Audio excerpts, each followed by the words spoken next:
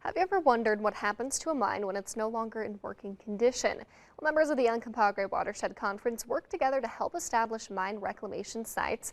Our photographer Josh Force and I take a first-hand look at the work being done. Look at this field. If you look at it, you have tremendous amount of texture. Might not believe it, Again, we just have nowhere to put some of this material. but this used to be a pile of waste from a mine high above Ouray, Colorado.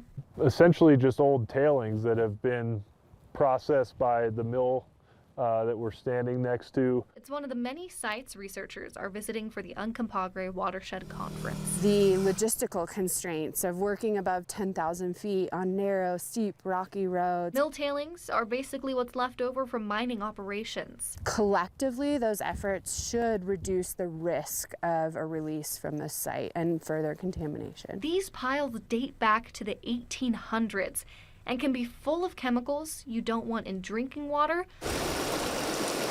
or even water you're fishing in. One of the people at the conference, John Sabra, artist who works with environmental engineers. he's a professor at the University of Ohio. We have mining for coal primarily in Ohio. You have mining for about everything out here in Colorado. He has seen firsthand from rivers in his home state the damage mine drainage can bring. Well, unfortunately, the connection is acid mine waste. We have acid mine drainage. In our area, that's largely iron oxides. To create acid mine waste, all one needs to do is dig a hole deep enough in the ground, exposing once buried sulfide-bearing rocks to oxygen. There's a lot of iron oxides here in Colorado as well, particularly here in the San Juans. But one mine's waste is another man's inspiration. Both of us were kind of looking at acid mine drainage from a pigment perspective. John and a colleague work on taking the iron oxide pollution from mine drainages and turn it into something usable. That's what we've been doing for about 12 years. Colored pigment you can use to make art. And as the artist, I test the pigments out. I work with pigment manufacturers and companies to make sure it's quality. While John has found a creative way to make use of the acid mine waste,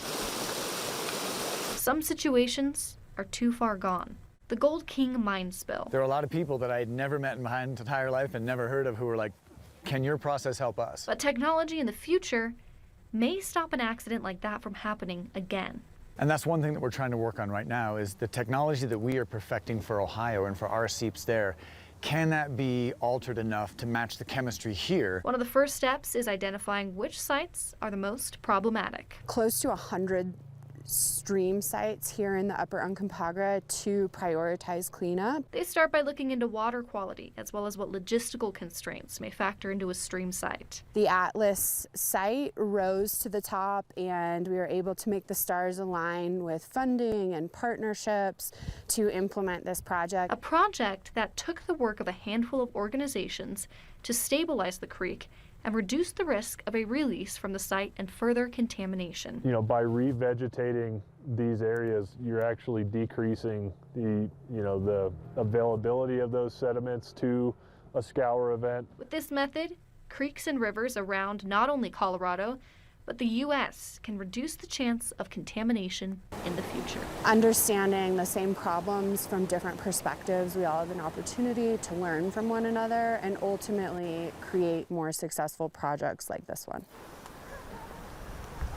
By refining the color pigment process, Sabra aims to help restore aquatic life, collect iron pigment, create jobs, all while eliminating pollution at its source. The sustainably sourced pigment Sabra creates is now for sale as a 3-tube set from Gamblin Artists Colors.